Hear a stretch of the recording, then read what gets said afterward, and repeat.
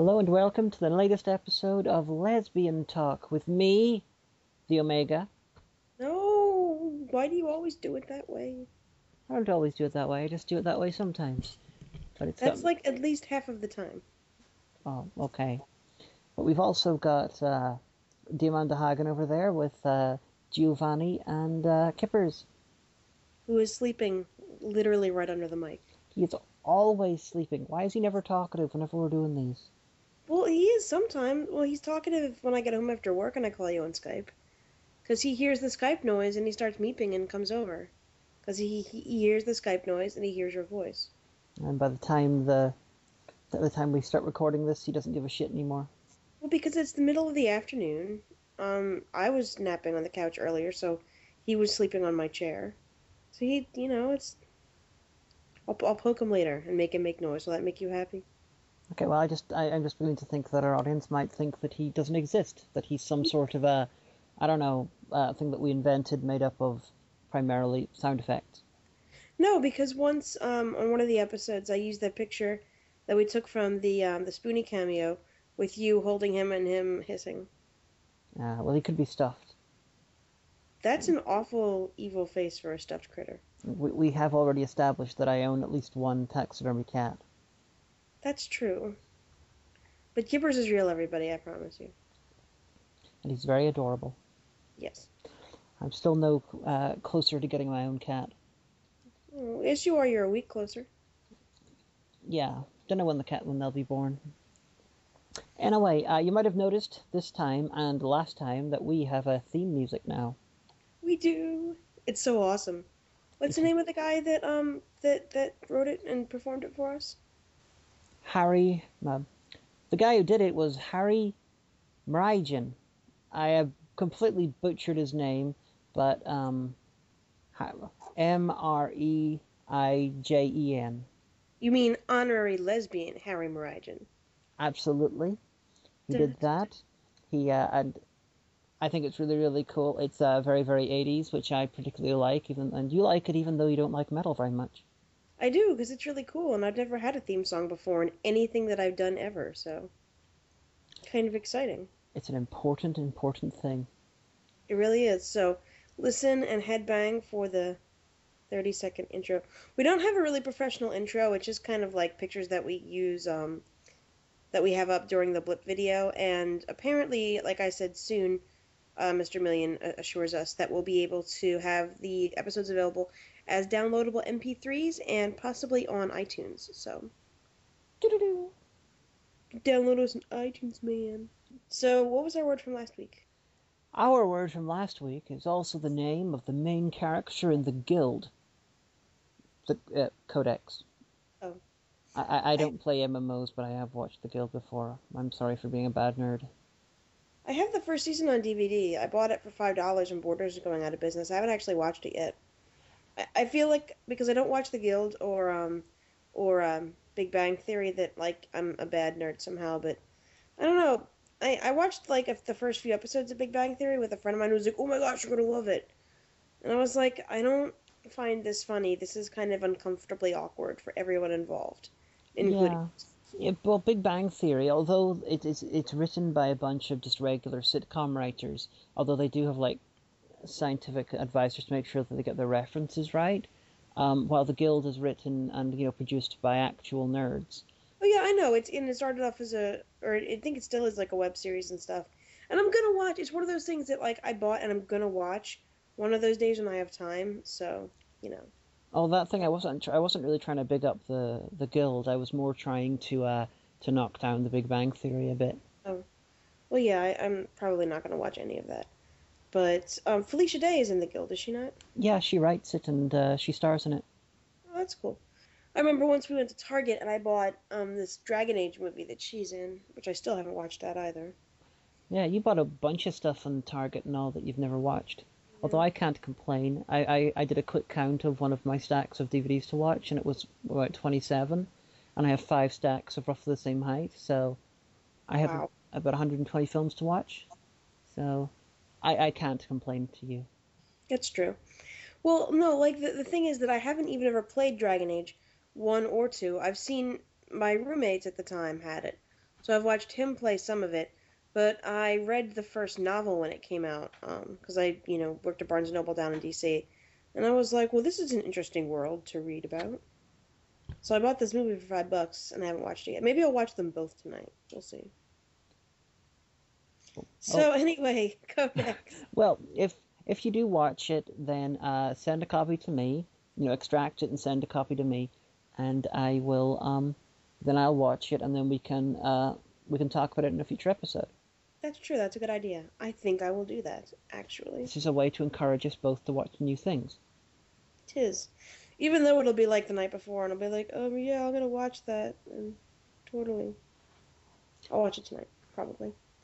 But one thing I think of when I think of Codex is it's a very popular latentate word for people to use in all of those religious prophecy thriller books that were really popular about a few years ago, like all the Dan Brown and Dan Brown clones. Mm-hmm. Like all of those, oh no, Jesus really had 17 children who went all around Europe doing things and stuff, but Spooky Shadow Organization doesn't want you to know. But all the clues have been laid out really obviously. Well, when I think of the word Codex, I generally leap to Warhammer 40,000 books about various races for the war game, because they would have Codex Orcs, or Codex Eldar, or Codex Space Marines. Honey, I really want to be interested by Warhammer 40K. I really do. And understand that I love you a lot.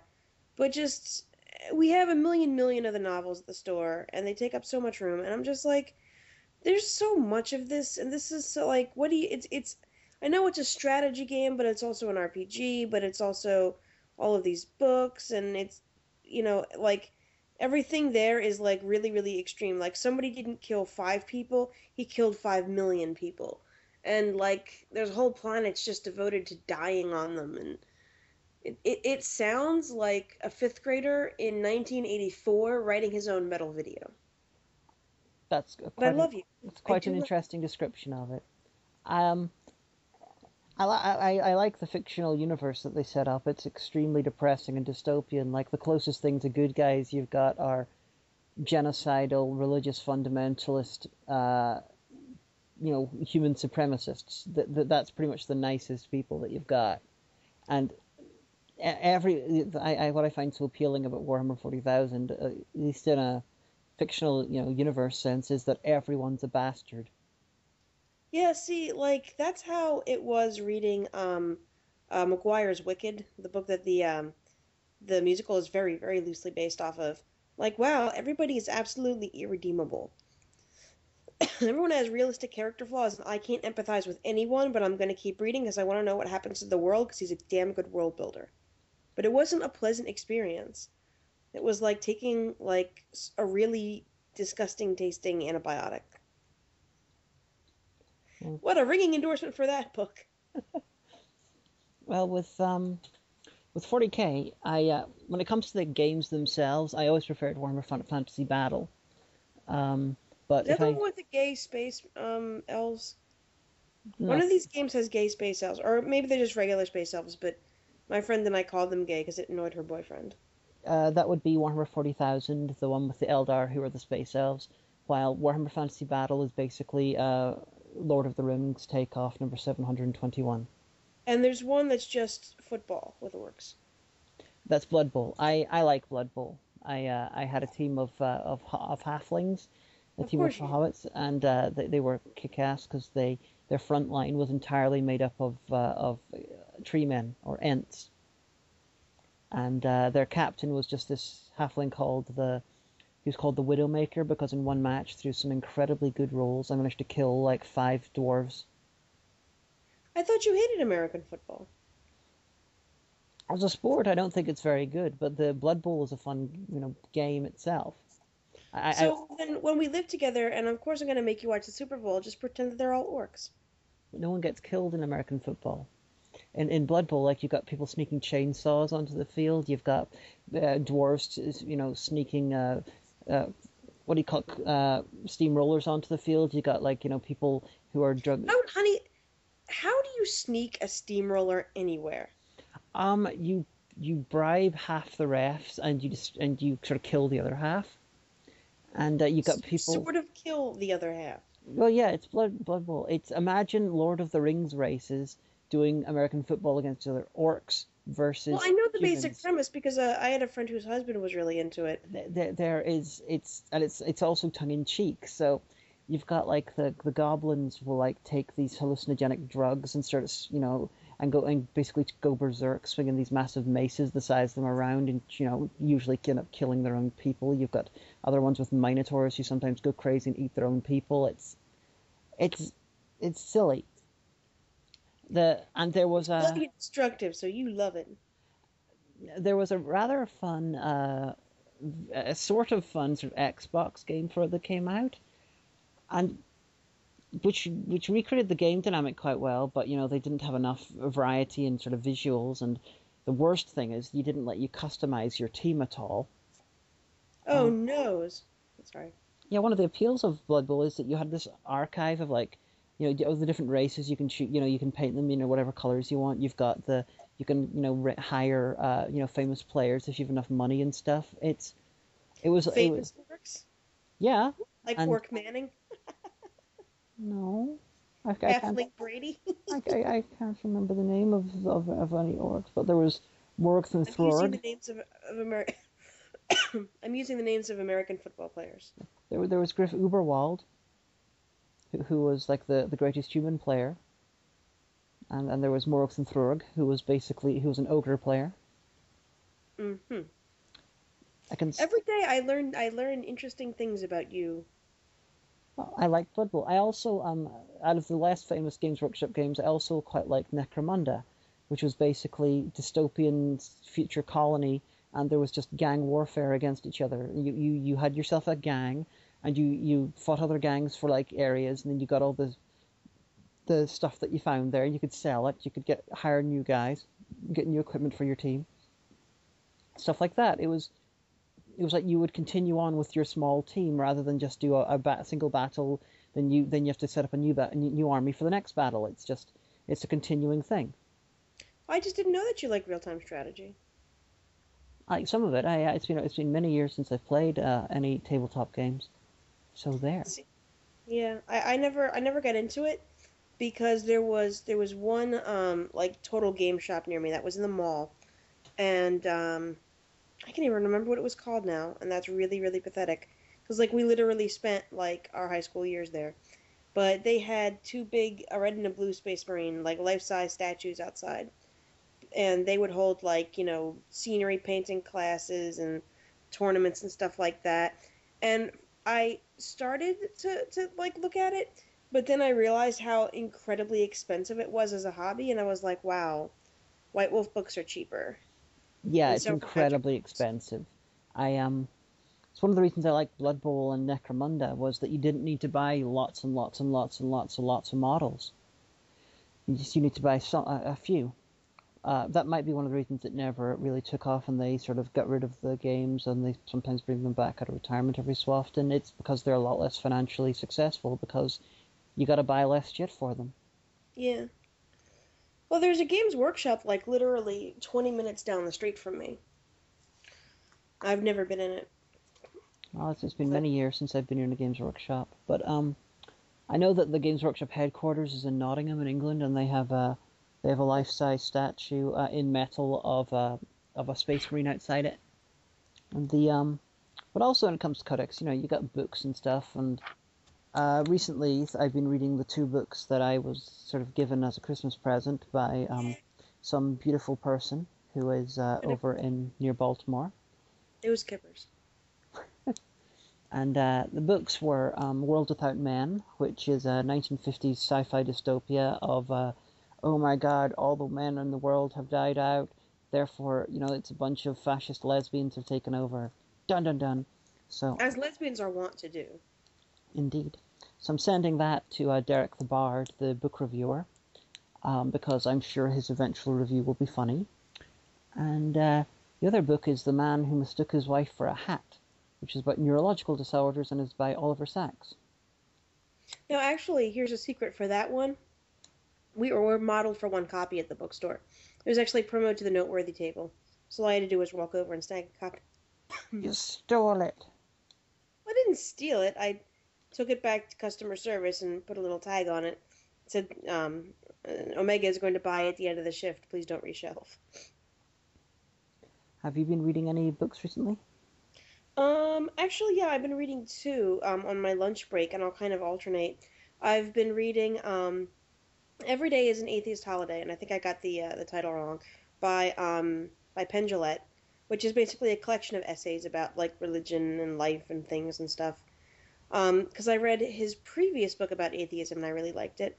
And interspersed with that, I'm reading The Demon Haunted World by Carl Sagan, which just makes me really depressed that I'll never be able to meet him because he died when I was 16. And I'm sad. No. But I'm liking them both a lot. I mean, the Carl Sagan book I like because a lot of things I remember, like when I was a teen, I really didn't examine logically. I just went on what everyone told me, and I'm like, that sounds right. I didn't stop to like think for myself.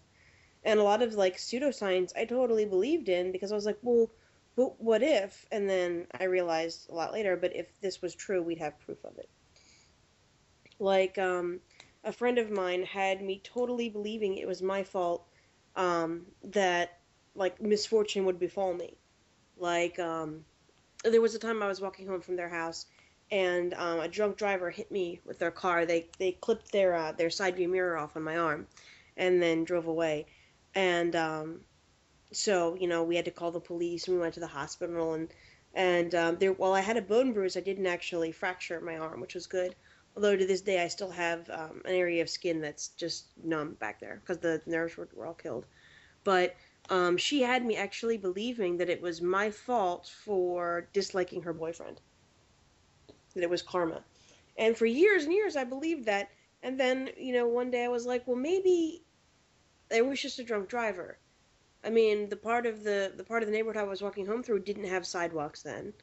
So maybe I just got hit by a drunk driver because that's just what happened.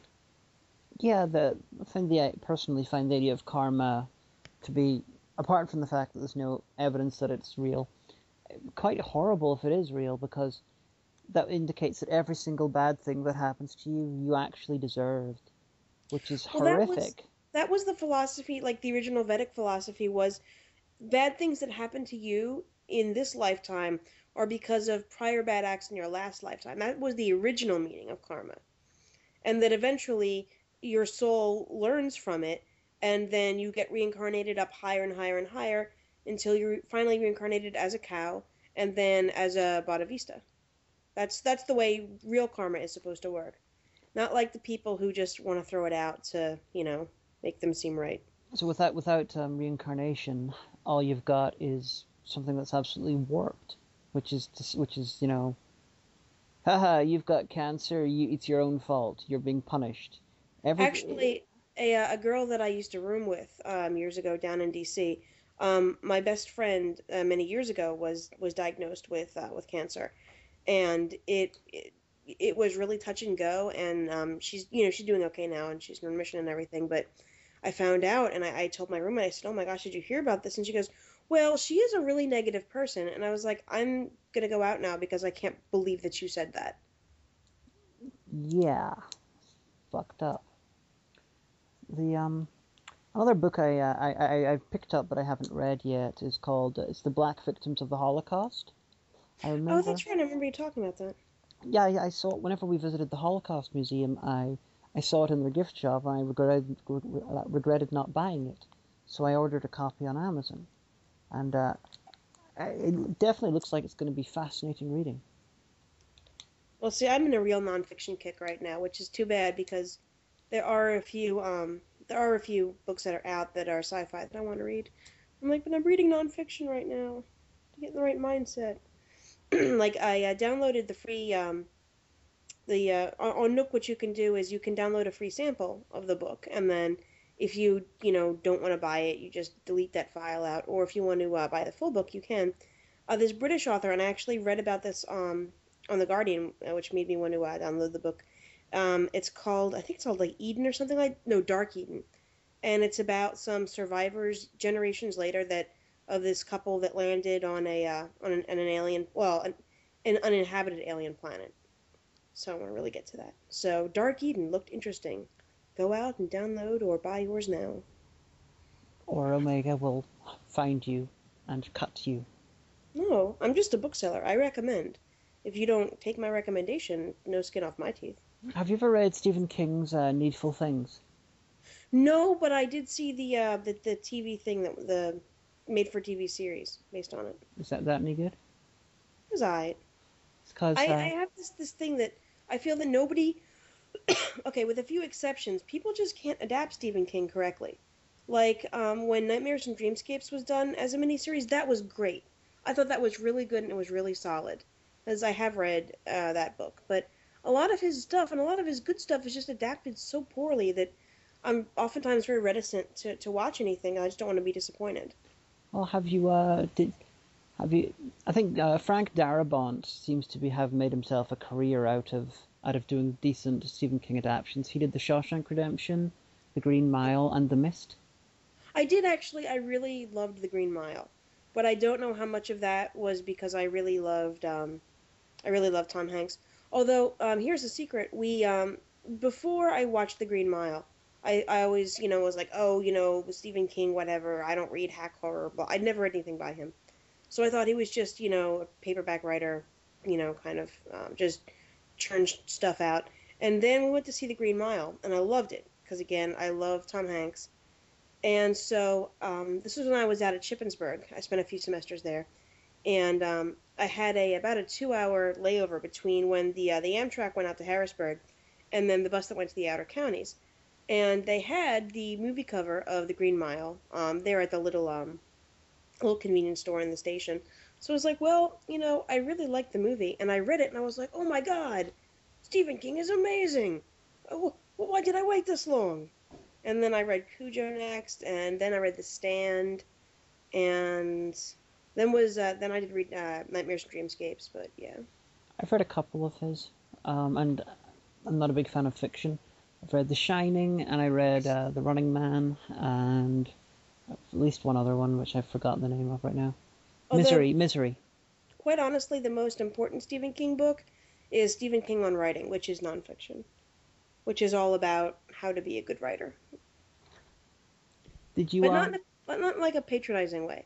Like a lot of the books that we have in that section, and I feel kind of elitist saying this, but when I go over and I have to put a book back in that section or find something from a customer, it makes me feel kind of sad because a good percentage of those books are targeted for people who are not good writers but desperately want to be, and it makes me sad. I asked earlier about Needful Things because when I was last in a very, very cheap sort of dollar store type shop, I picked up about 7 movies, and so the film adaptation of Needful Things was among them. I haven't watched it yet. I remember watching it with a few friends at Lauren Burtnick's house. So take of that what you will. Although I don't know Lauren Burtnick, so I guess it's fine. I will take it apart. Uh-huh. Yeah. So anyway, we were supposed to watch the movie Apache Blood and talk about it. Yeah, well, I watched it. I started to, and then I fell asleep. Now, for anyone who doesn't know, Apache Blood is considered possibly the worst Western ever made. And I don't know if it's the worst Western made. I don't much care for Westerns as a rule, so I can't really tell if it's the worst Western ever made, but it's really fucking boring. A guy gets scalped in the first scene, and it's still boring. Basically, it's this Native American guy. His people get killed off, and so he's hunting down the guys who killed them, and then he kills them. Now, the film's about 90 minutes, and the majority of the time is either on the Indian guy, and it's incredibly quiet and silent, and he's just sort of wandering around. They're trying to do something akin to that Richard Harris movie where the guy was in the wilderness for ages and ages and ages. But then you can also cut back to the guy he's hunting down, and you spend enough time with them, and it's like, that Native American guy is so fucking boring. that, I actually don't think these guys are so bad. Look, they're just sitting around talking, being normal human beings. I think I like them. And then, of course, by the time they get killed off, it's like, oh yeah, this is actually a revenge film, isn't it? And it's like, how the fuck do you make a movie about a Native American hunting down white people who killed his family? That's fucking boring. I watched it like a day after watching Django Unchained, and it's like Django Unchained was twice the fucking length, and it's the other one felt like 4 times longer. I still didn't go out and see that. Yeah, we'd hoped to do a Django Unchained and Lincoln double feature. That would have been cool. I still need to go out and see Les Mis. I always say, "Oh, I want to go see this movie. I want to go see that movie," and unless Hagen is here, I really don't ever, because I'm like, yeah, but I'm tired and work was long tonight and things and stuff, and I could be sitting at home watching Netflix, and it's terrible because I only ever watch documentaries and Mythbusters on Netflix either. I'm a creature of habit. Well, if I'm going to the cinema on Tuesday, at least seeing one film, depending on whether Arnicarians are bound, I might be watching more. I don't know. Which ones are you planning on seeing? Well, I'm going to see Lincoln. Actually with my dad. In the afternoon. Oh yeah, that's right. He really likes Civil War history, doesn't he? Yeah. So we're going to see that. He suggested going to see it on Saturday, and I was like, why not wait till Tuesday? It's half price. And he's like, that's a good idea. He's very Scottish. And then, assuming Arnicarian's up for it, I've looked at the times and they line up to see like Jack Reacher, Gangster Squad, and Zero Dark 20. Zero Dark 20 apparently was very controversial. Everyone's up in arms about it. Yeah, torture glorification, the movie. Yeah, because basically they're like, we use torture and we killed the bad guys. And everyone in real life is like, that's not what happened. Shut up. Yeah, you shouldn't make shit up to make it look like torture accomplished anything when it didn't. Well, apparently all the other countries in the world are like, that's horrible, U.S. You should be ashamed. And the U.S. is like, yeah, boy, ride 'em, cowboy. Which is usual for anything in the world that happens. And Kippers is now nuzzling the side of the computer. Aww. He's like, I love torture too. But there's one good thing in Apache Blood, and that is a hilarious bear on human attack, and that the bear is one of the funniest fake bear suits ever put on screen. Ah! It's serious. It's about 10 minutes in, honey. If you try to watch the parts of the film again, just until the bear it's near the start, it's fucking hilarious. Well, there you go. Well, I mean, I always say I'm going to go out and see these movies, and then I have a moratorium on buying DVDs right now because I have a whole bunch of DVDs. I have probably only a fraction of what you have. Mm-hmm. But I have enough that it fills this large bookcase of mine that I bought specifically for that purpose, mind. And so I'm going through, and I'm thinking, like, there's no way that I'm going to be able to bring all of these with me if I ever move over to yours. And do you know that around here, like, you can't... I don't know of a place that will take used DVDs. They're just so cheap that places don't buy them. You can get places around here that do it. There's 2 in Derry. One will take Region 1s and one will not. So if theoretically, if you got them to Derry, you could sell them. But what I'm thinking... But I have to ship them to Derry. Well, I'm thinking, remember, next time I'm over at yours, give me some of your books or DVDs or something, and I will bring some of them back with me. That's a good idea.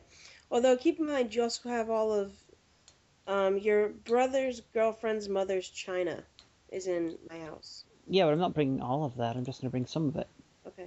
There's this very convoluted situation where Teddy the Minion, his girlfriend's mother, has this china set that was apparently very rare, and that she wanted to get more pieces for to match the members of the family that she had. So the long and short of this ended up being that they were being shipped from all over the country to me, and so now I have this random 2 huge boxes of china in my house because it was too expensive to send them to the UK. Yep, so I'm going to have to bring it back the next couple of trips. Well, if we meet up in February, then I can, you can bring some stuff for me. That's true. I'll only be there for a little while, but I'll bring a bigger suitcase than needed. Well, a lot of the DVDs that I have are not. They weren't good enough that I'm like, I better take these to another country and watch them forever. And some of them are duplicates, like you have the entire series of Xena. Mm-hmm. So I'm just gonna, get rid of those because You could eBay them. Yeah, but I don't really understand how eBay works, and apparently you have to like be on for a really good long time and have like a good score and everything, and I don't feel like managing the selling of all of my DVDs on eBay because I'll have to like respond to sellers and FedEx things, and it just sounds a lot easier to just give it to Goodwill for the tax write-off. Fair enough. But the in the last like 2 weeks, I've gone into 3 different places that were selling DVDs for cheap, and I picked up about 5, 6 each time. So I've got a fuckload of extra ones, and I haven't looked through yet, including movies such as Hell Bride, Trackman, and Bachelor Party Massacre. That sounds new. I think I've heard of Bachelor Party Massacre. It's a possible review movie. My DVD collection in many ways operates like an extended loan scheme. If I buy it, watch it, either decide to keep it, decide to review it, or put it in a pile to be sold. Indeed. Yeah, the cat's messing around in the blinds now. Yeah, I don't even know how we're going to handle our combined DVD collection should we ever be able to live together. Like, the best thing that I can think of is taking a wall and measuring everything out and just basically making that whole wall shelves of the specific height of a DVD. So it could be like, one of those library walls from Beauty and the Beast, except it's DVDs. And then when you least expect it, when you go out somewhere, like to a shop or something, or out with your parents, I will, of course, alphabetize your entire collection. I've got, well, as long as you keep my review movies separate from the regular movies, that's fine. Well, they can have a separate section. I will alphabetize them within that section. I've actually got a smaller collection than I used to, but it will be interesting. It will. But do you want to introduce the next section of our recording, of our that podcast? Would be it's time for Nanowar, is it not? Yes. Well, we have 2 possible Nanowars. You decide which one we're going to play. How about to kill the dragon you need the sword? Da da da da. I know, right? To kill the dragon, you need the sword. To make the sword, you need the iron. To make the iron, you need the cave. To make the cave, you need the mountain. To make the mountain, you need the kingdom. To make the kingdom, you need the king. And king is a song of Nanowar.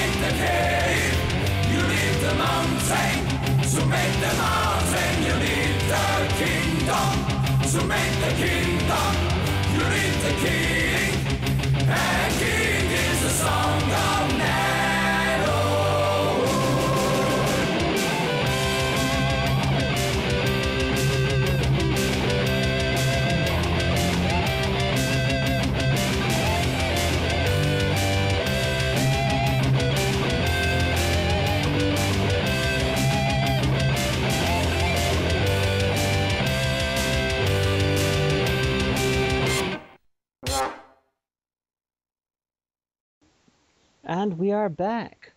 Wah wah. That was Nanowar. You're welcome. Now it's time for Mr. Giovanni Hieronymus Jones to explain some trivia. You do know that's not my name, right? Yes, absolutely right. I am sorry. Your real name's David. So anyway, it's time for Giovanni's trivia fact, and today is something that you might have known, but you also might not have known. Is that the big cats, like the big African cats, like lions and tigers and jaguars and cougars and... Jaguar's American. No, they're not. They're African. Don't rob them of their heritage. So anyway, all of the big cats are able to intermarry. And, well, okay, interbreed. I don't know if there's actually, like, a wedding ceremony or anything like that. And they can create combinations like ligers and tigons and all sorts of different stuff. Although it's sometimes really hard to get the offspring to reproduce. So yeah, magical cat combinations. They're out there. Collect them all. So I'm going to go after I've done my little bit. So see you guys later. Yes. Yes, Giovanni was lucky that we decided, because he did the trivia section, that we would give him a free meal at this really exclusive restaurant. Unfortunately for him, it's an exclusive seafood restaurant that specializes in lobster. Ah, Jesus. He's going to feel like a cannibal for days. That's terrible. So, what's next? Oh, mistress of the podcast? I'm mistress of nothing. So now it's time for a bit of the show that I call One Time at the Store.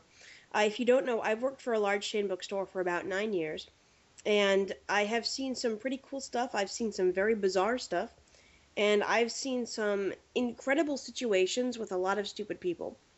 And this one is kind of a cautionary tale, because a lot of times what happens is we will have customers who are annoyed at other customers and blame us for it. And a good example of this is many, many, many years ago. It was like a Thursday night. I was closing at the store, and it was relatively near Christmas. And I had this little old lady come up, and she was so gosh darn cute. And she came up and she goes, "Oh dear, I need a $25 gift card for every lady in my office. And here, I've already picked them out." And so she hands me the stack of blank gift cards, and I think she also she got some book for herself, but I can't remember what it was. And so it takes, if you're doing a lot of gift cards, it takes a long time, but there wasn't a line, so I wasn't going to worry about it. And so while I'm keying in all these gift cards, she's telling me about how for the last 12 years, that's been what she's gotten all of the people that she worked with in her small office, because everybody loves to read, and sometimes they'll come in the cafe, they'll use it for coffee and danishes. And she literally could have been nominated for, like, everybody's grandmother. Like, this woman was so nice and sweet. And so I tallied everything in, and in our system, when you press total, it has to authorize each gift card. So it can take a few minutes, because it's going through and it's authorizing each one of them and setting them up, and then prints the receipt. So really, there was, nothing that I could do. I just had to wait for this process to happen. It would print out her receipt. So, she's chatting at me and, saying, she can't wait. It's Christmas soon. And she was just so wonderful and cute and old. And behind her was this guy with a magazine. And I really didn't notice when he came up, but he kept making these kind of noises and faces. And finally, he leans up and he tugs on this woman's sweater and says, "People are waiting."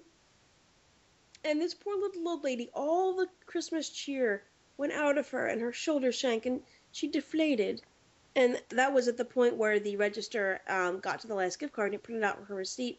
And I gave it to her. I'm like, "Here you go, ma'am. Have a great Christmas." And she goes, "Okay, dear. You too, I guess." And she, went away. And I was so angry, and I said, "Yes, can I help you?"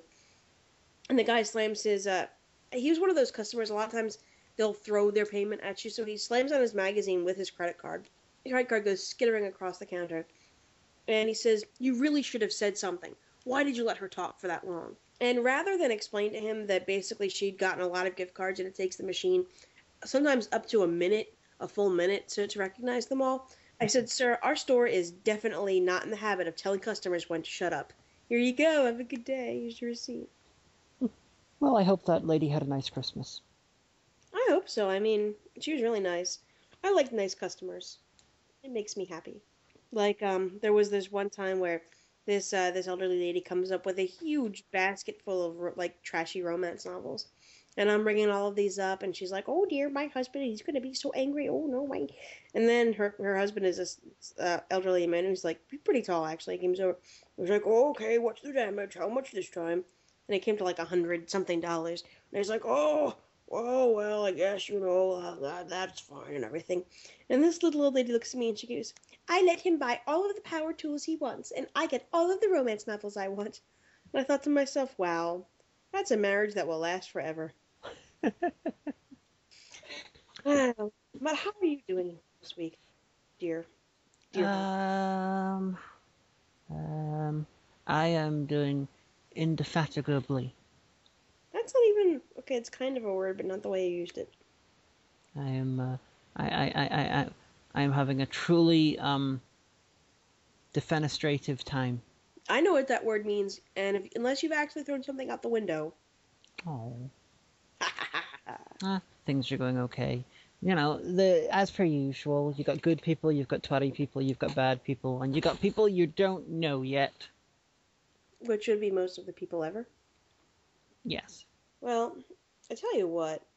So I follow like a million people on Twitter, and so I read about a million blogs, like Mary Sue and not a lot of nerd blogs actually. A lot of people will post stuff from IO9 and everything.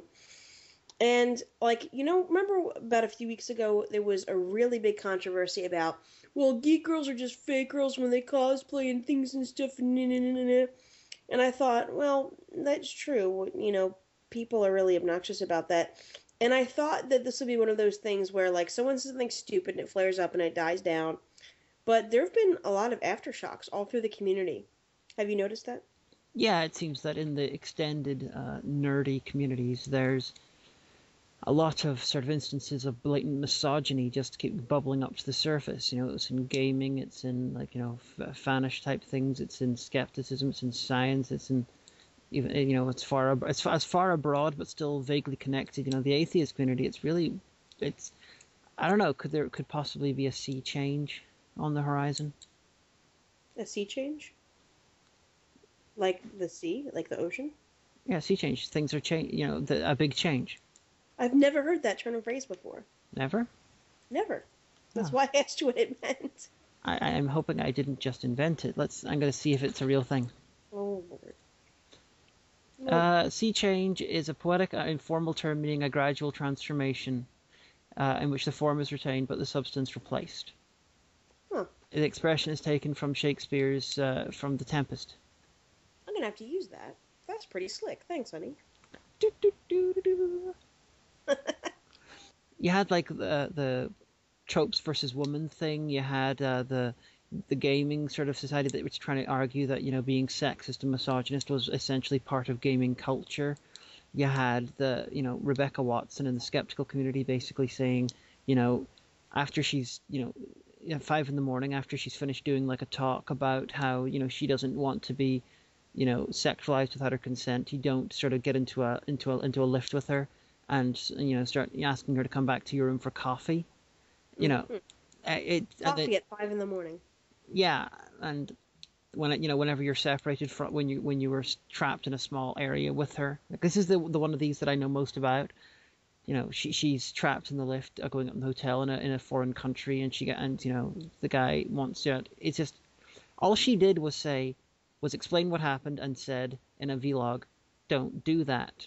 It's not a good thing. That's not a good time to hit on someone." And the people went fucking apeshit. Years later, she's still receiving, abuse and rape threats and stuff. I got this feeling that in broader, which might be right, might be wrong, that in the broad nerd community, the most common type of person in the nerd community is white, straight, male, cisexual. In the broader terms, they're the ones who would be getting, most of the good stuff from society because, they're the dominant group. But in the nerd community, nerds constantly get shat on by the main majority of community. So I got the feeling that at least some people in the nerd community, some guys, just can't get their mind around the fact that other people have it worse than them. And so did they refuse to look in the eye the possibility that other people might get shat on more than they do? Well, it's difficult because anytime you bring it up, like a lot of guys, and somebody recently accused lesbians of being, okay, somebody who hasn't accused lesbians of all just being man haters. And I really, really hate that because I want to say there's a lot of good guys in the world. Like, a lot of the guys that I know and care about are really good guys. And so, like, when, you say that this exists, then, you have people saying, well, then you just hate all men. And that's totally not true. Yeah, lesbians don't hate all men any more than the average man hates all men. You can just hate, like, anybody for reasons. I mean, if, like, someone kicked your puppy when you were a child and you hate them, that's cool. It doesn't matter if they're a guy or a girl. I have to say, though, that in my first gaming group, we were basically, because it was a spinoff from our high school actually had a role play club, but that was populated by all the theater people. So it was mostly girls. And actually, for even a while after, like a few years after we were running, it was pretty much an even split between guys and girls. But then, you get on the internet and you just see the most horrific things, even in places where you're like, oh, this is really cool. A forum about RPGs. I love it here. Everyone's like, no, sluts and horror and blah. And you're like, well. Yeah, the internet allows people's raging id to attack anything that they want. The social niceties don't really exist. There's a absolutely fascinating book which I picked up whenever from your shop, actually, I think it was, called the Offensive Internet, I think it was called. I read part of it. It's basically it's a book by a lawyer talking about how definitions of free speech and privacy might have to change because of the internet. Well, here's the thing that really concerns me the most is that, a lot of the people I talk to online, I know in real life. I've met them before. I've shook their hand, all that kind of stuff. And I wouldn't want total anonymity on the internet. But at the same time, it really makes me wonder who it is that, like if you put up a video, that one time that Spoonie was in your video, so he put it on his site, and all of these people were roaring and howling, and you'd think that people were sticking pins in their stomach or something like that. And, like, it made me wonder, like, you see people walking down the street, you're standing behind them in line at the 7-Eleven. Are they really thinking these horrible, horrible things? I've got the feeling that at least some of them will be, yeah. That's terrifying.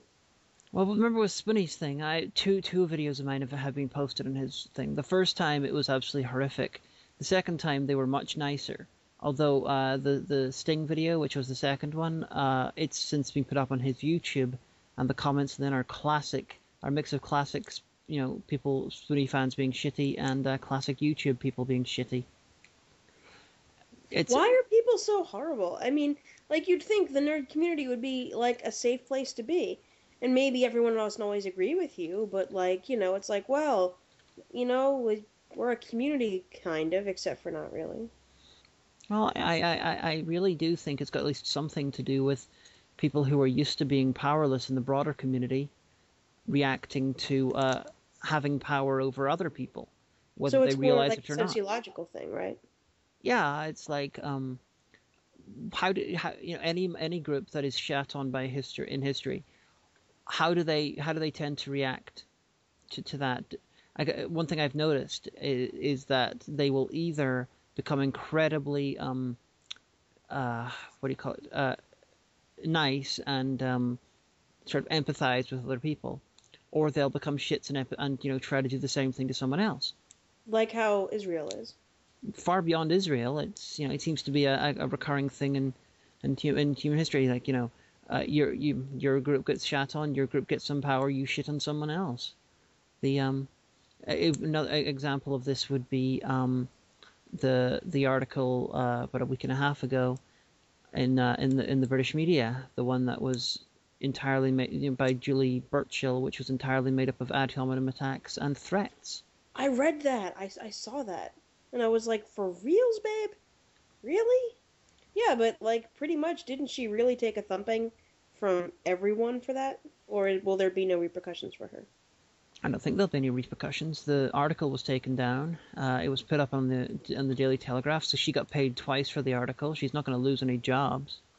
Mm. She's, you know, it caused a minor sort of, it caused a minor thing.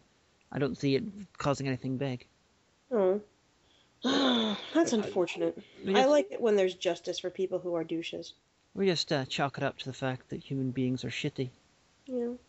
Well, I mean, I don't want to say that it's all gaming and geek culture. This friend of mine, he ended up marrying a friend of mine from high school. He and his wife have a gaming company, and their new RPG, I think it's out on drivethrurpg.net or .com. I can't remember. I have the advanced PDF because I was part of the Kickstarter, but it's called A Farewell to Fear, and it's being billed as a progressive Dungeons and Dragons.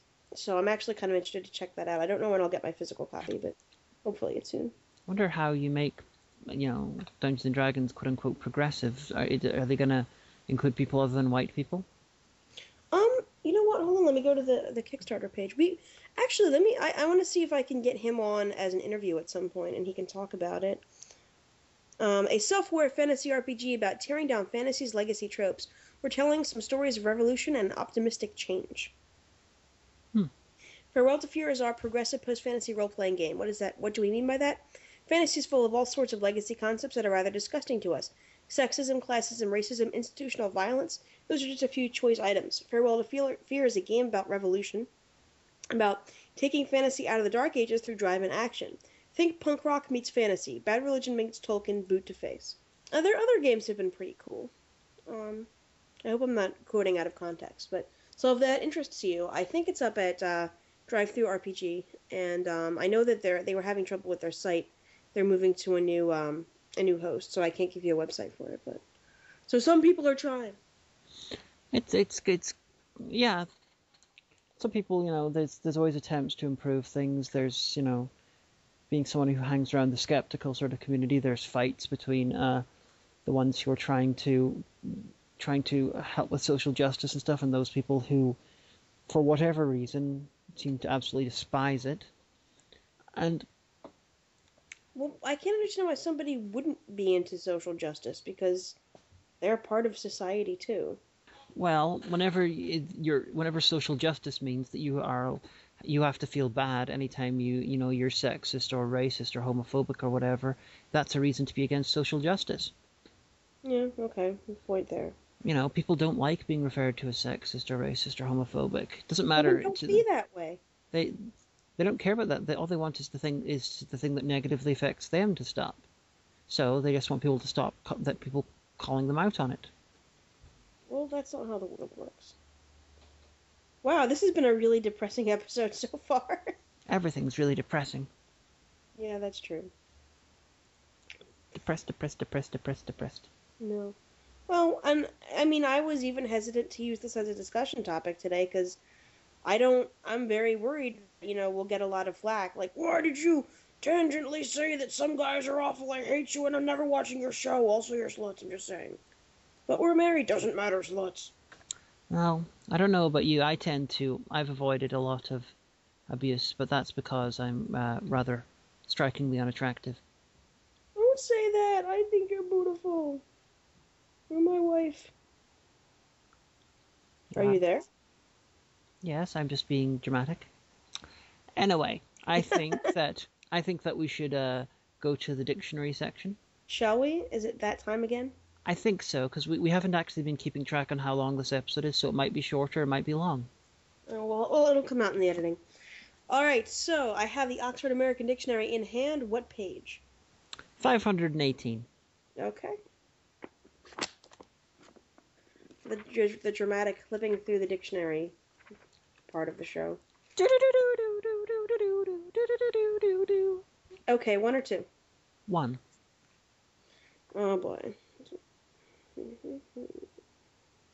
1 through 27. 3. Yay! Popcorn. A kind of corn with hard kernels that burst outward when heated. This corn, when popped, used as a snack food. popcorn ball, a ball of popcorn held together by a candy syrup. Excellent. This is going to, we're going to talk about popcorn. This will let me rant about American cinema popcorn because it's terrible.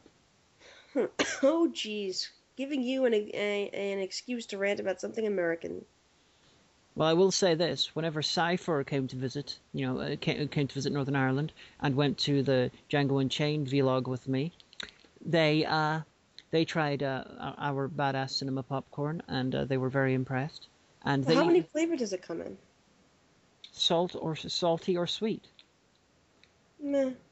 I'd be really impressed if there was like salt and vinegar or like buffalo chicken or like because they have flavor shakers now with all of this like ranch. That would impress me because I don't like butter on my popcorn. Butter, terrible. It's not real butter anyway, so.